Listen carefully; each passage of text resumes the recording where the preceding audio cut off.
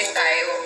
Kaso, iniisip kasi ng iba, mga yung followers ko, nasa vlogging kami. Natural na yan. Lahat naman tayo dito, nagbablog. Gusto tumaas yung followers. Natural na yun, hindi naman natin pinlist yung mga tao about dyan sa followers.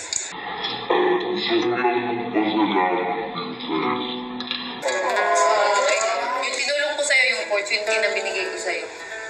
Ikaw na yung bahala na nag-handle kaso. Yun nga, malay mo, ngayon, time mo naman. Diba?